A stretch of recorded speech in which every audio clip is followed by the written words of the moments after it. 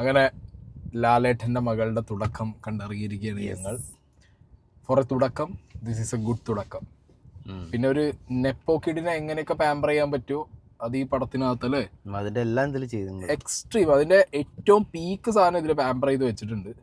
ഇതൊരു എന്താ പറയാ, ആസ് എ നെപ്പോ കിഡ്, ഞാൻ ഈ നെപ്പോ കിഡ് എന്നുണ്ട് നെഗറ്റീവായിട്ടല്ലോട്ടോ പറയുന്നത്, അവരെ തെറ്റുമല്ല, മോഹൻലാലിന്റെ മകളായിട്ട് ജനിച്ച വിസ്മയുടെ പ്രശ്നമല്ലല്ലോ.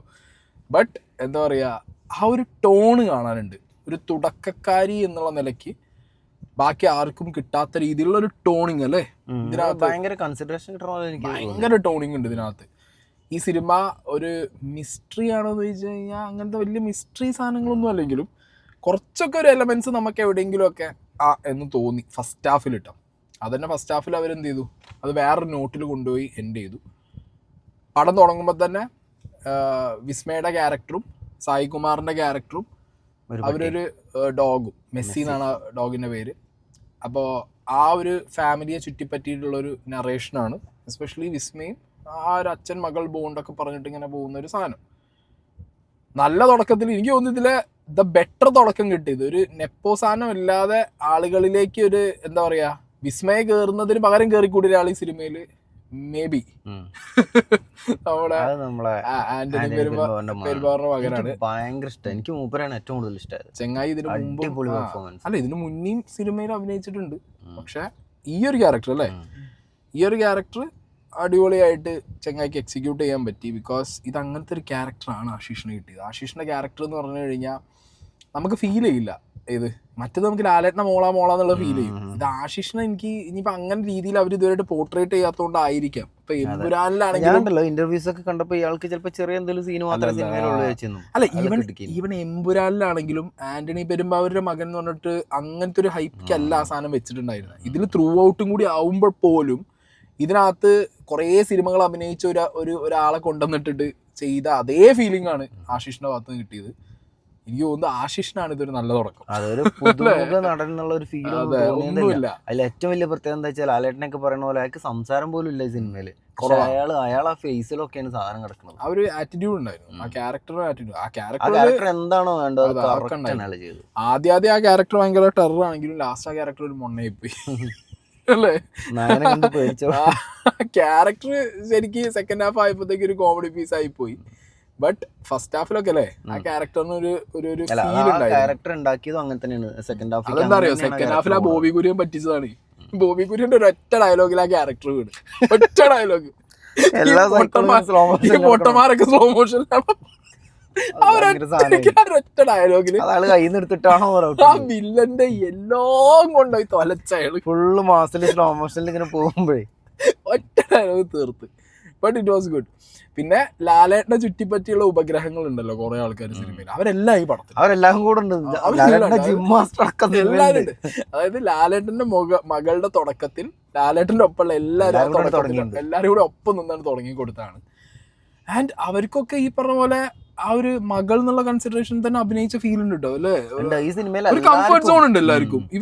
എല്ലാവർക്കും മോളാണ്. അതെ, ഒരു കംഫർട്ട് സോൺ വരുന്ന ആൾക്കും മോളെ നീ വിളിച്ച് പോലീസുകാരനൊക്കെ മോളെ വിളിച്ചിട്ട് സംസാരിക്കണം. ബട്ട് ഞാൻ പറഞ്ഞല്ലോ ഫസ്റ്റ് ഹാഫില് കുറച്ച് എന്താ പറയാ, കുറച്ച് സെറ്റായിരുന്നു. കാരണം ഫസ്റ്റ് ഹാഫില് നമുക്ക് കുറച്ചും കൂടി വിസ്മയനെ കാണാൻ പറ്റി, ആശിഷിനെ കാണാൻ പറ്റി.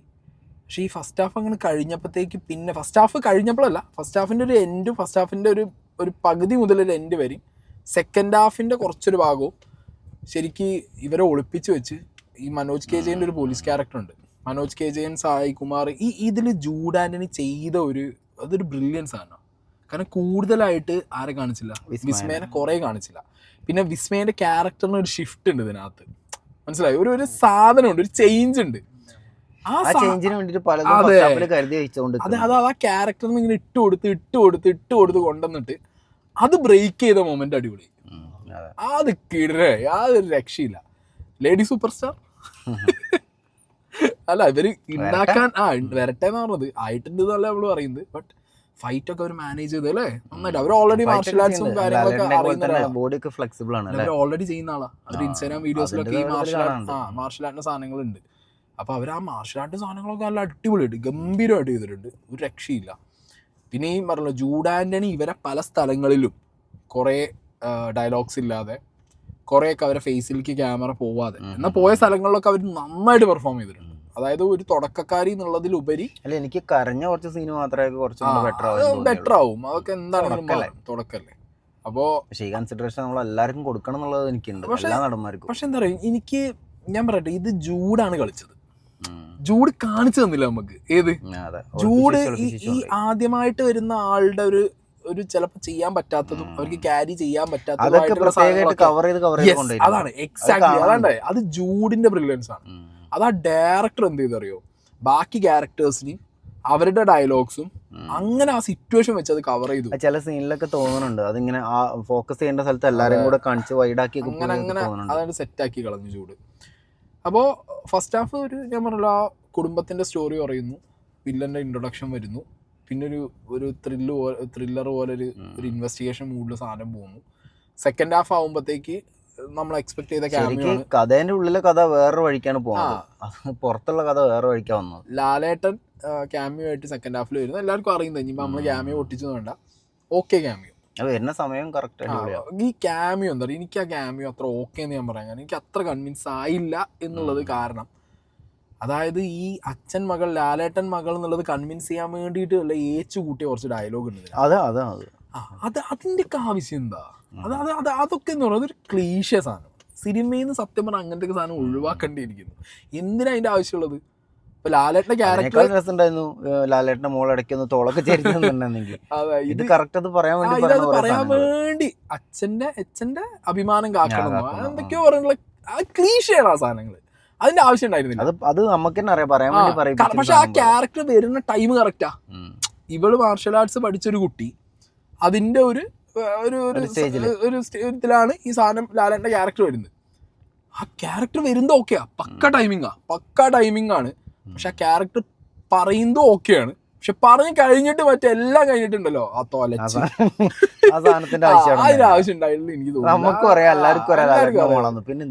പിന്നെ അങ്ങനത്തെ ഒരു ഐറ്റം പിന്നെ എന്തിനാന്നുള്ളത് ഞാൻ തോന്നിപ്പോയി. പിന്നെ ഇതെല്ലാം കഴിഞ്ഞിട്ട് പടം കഴിഞ്ഞിട്ട് വീണ്ടും ഒരു സാധനം, അതിന്റെ ഒരു ആവശ്യം ഉണ്ടായിരുന്നു ക്ലൈമാക്സിൽ. അത് ഞാൻ ആലോചിച്ചു. അങ്ങനത്തെ ഒന്ന് രണ്ട് സാധനങ്ങളൊക്കെ കുറച്ചൊരു ക്ലീഷയായി തോന്നി. ബട്ട് ഒരു വെരി ഓക്കെ കഥ. എനിക്ക് ഗണേഷ് കുമാർ ലാസ്റ്റ് ചെയ്തൊക്കെ കോമഡി ആയി, പക്ഷെ അതും എന്തൊക്കെയോ ഒരു സംഭവം. കോമഡികളൊക്കെ ഞാൻ പറഞ്ഞില്ല, ആകെ ഏറ്റത് മറ്റേ ബോബി കുര്യന്റെ കോമഡിയാണ്. അത് മാത്രമല്ല ഏറ്റവും സാധനം സീരിയസ് ആയി പറഞ്ഞ കോമഡികൾ. പക്ഷെ ബോബി കുര്യന്റെ ആ സാധനം ഒരുമാതിരി വില്ലനെ വേറെ ആരുമല്ല, ബോബി കുര്യൻ കൊന്നു അവസ്ഥയിൽ പോയി. അങ്ങനത്തെ സാധനം അടിച്ചു പോയത്. അപ്പോൾ സെക്കൻഡ് ഹാഫിലാണെങ്കിലും ഫൈറ്റ് അടിപൊളിയായി ചെയ്തിട്ടുണ്ട് വിസ്മയ അല്ലേ? ഫൈറ്റ് അടിപൊളിയായിട്ട് ചെയ്യുന്നുണ്ട്. ആദ്യം നല്ല എഫേർട്ട് ഉണ്ട്, നല്ല കിണ്ണം കാഴ്ച ഫൈറ്റ് ആയിരുന്നു. അതും സെക്കൻഡ് ഹാഫിലെ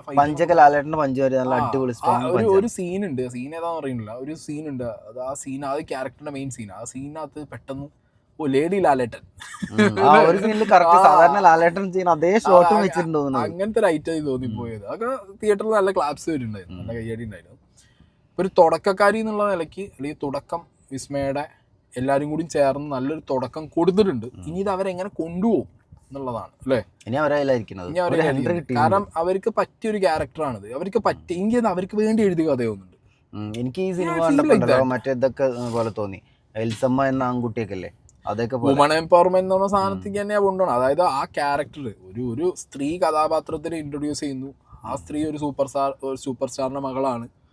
അവരെങ്ങനെ ഇൻട്രൊഡ്യൂസ് ചെയ്യണം, ആ ഇൻട്രൊഡ്യൂസ് ചെയ്യാനുള്ള എല്ലാ ചേരുവയും ലാലേട്ടന്റെ മോളെ ഫസ്റ്റ് പടം വെച്ചിട്ട് അതിന് കുത്തിക്കൊള്ളിച്ച് ചെയ്യാൻ പറ്റാത്തൊക്കെ പാടെ കൊടുക്കാൻ നന്നായി അല്ലേ? ഉള്ളത് ചെയ്യാൻ പറ്റുന്ന മാത്രമേ അതിന് കൊടുത്തു, ഡീസന്റ് ആയി കൊടുത്തു. ഒരു ആദ്യം വെറുപ്പിക്കാത്ത രീതിയിലുള്ള ഒരു നറേഷൻ, ഒരു കഥയും പറഞ്ഞു. അത്യാവശ്യം കൊള്ളാവുന്ന രീതിയിൽ അവരെല്ലാവരും, ബാക്കിയുള്ളവരൊക്കെ നല്ല അടിപൊളിയായിട്ട് അഭിനയിച്ചു. ഇതിലെല്ലാവരും പെർഫോമൻസ് ഉണ്ട്. സായി കുമാറിന്റെ പെർഫോമൻസ്, മനോജ് കേജന്റെ പെർഫോമൻസ്, ഈവൻ ആ മെസ്സി വരെ, ഗോൾഡൻ റിട്രീവർ വരെ കിട അവരായിരുന്നു. ചെറിയ കുട്ടി എല്ലാവരും അഭിനയിച്ച ഓരോരുത്തരും കോകാസ്റ്റ് ആയിട്ട് വന്ന ഓരോരുത്തരും അടിപൊളിയായി. വിസ്മയാണെങ്കിലും ആശിഷ് ആണെങ്കിലും ഒക്കെ അവരെ കൊണ്ട് പറ്റുന്ന എല്ലാം അവരും. ആന്റണി പെരുമ്പാവൂരിനെ ഇഷ്ടായി. അപ്പോൾ ഞാൻ പറഞ്ഞല്ലോ, എവിടേക്കോ ഒരു നെപ്പോ കിഡിനെ പാമ്പർ ചെയ്ത ഫീലിംഗ് തന്നെങ്കിലും പിന്നെ ലാലേട്ടന്റെ കുറച്ച് ക്ലീശ ആ ഡയലോഗുകളൊക്കെ ഒഴിവാക്കിയിരുന്നെങ്കിൽ അല്ലേ? എന്താ വെച്ചിട്ടുണ്ടെങ്കിൽ ലാലേട്ടനോടുള്ള ആ ഒരു സ്നേഹം, അത് ലാലേട്ടന്റെ മോളാണെന്നുള്ള ഒരു സ്നേഹം ഇങ്ങനെ കീപ്പ് ചെയ്താണ് ആ കുട്ടിയെ കൊണ്ടുപോയതുള്ള എല്ലാവരും തോന്നി കണ്ടപ്പോൾ. ആൻഡ് എനിക്കത് ജൂഡിന്റെ പടമായിട്ട് തന്നെ അതായത് വേറെ ആരെ പടം ഒന്നും പറയാൻ പറ്റില്ല, കാരണം ജൂഡ് കള്ളൻ, ജൂഡടിച്ച് ജൂഡ് നൈസായിട്ടില്ലേ, എവിടെ എങ്ങനെ ജൂഡ് അറിയാം, ജൂഡ് കറക്റ്റ് വെച്ച് പോയി ജൂഡ്. എന്താണ് ആ സാധനം, അതായത് ലാലേട്ടന്റെ മോളെ ഇൻട്രൊഡ്യൂസ് ചെയ്യുന്ന തുടക്കം ആ കുട്ടീനെയും സേവ് ചെയ്തു, പടം അവിടെ അടിപൊളിയാക്കി.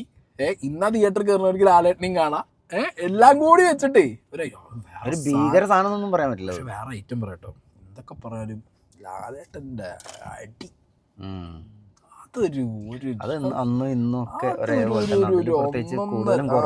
അതൊരു ഒന്നൊന്നര ഐറ്റാണ്, അതിലൊന്നും പറയല, കിടിലൻ അടിയാവും പരുത്. അപ്പൊ അതൊക്കെ അതുള്ള ലാലേട്ടൻ ഫാൻസിനെയും സംതൃപ്തിപ്പെടുത്തും, മകളെ കാണാൻ വേണ്ടിയിട്ട് ആ കുട്ടിയുടെ തുടക്കം കാണാൻ വേണ്ടിയവർക്കും സംതൃപ്തിപ്പെടാം. അപ്പൊ അങ്ങനെ ഒരു പടം, അങ്ങനെ ഭയങ്കര ഭീകര സംഭവം ഒന്നും പറയുന്നില്ല അല്ലേ, വൺ ടൈം വാച്ച് പടം, ഒരു average one time watch. Okay, ഇനി ഇന്ന് കുറേ പടം ഇറങ്ങിയിട്ടുണ്ട്. ഇനി നമുക്ക് ഞങ്ങളുടെ മീഷോന്ന് മേടിച്ച കനകരാജിനെയും കൊണ്ട് ഞങ്ങൾക്ക് DC കാണാൻ പോകണം. കിടക്കുന്ന കിടപ്പ് വേണ്ട കനകൻ, ഏതൊക്കെ കയറി പോവാ.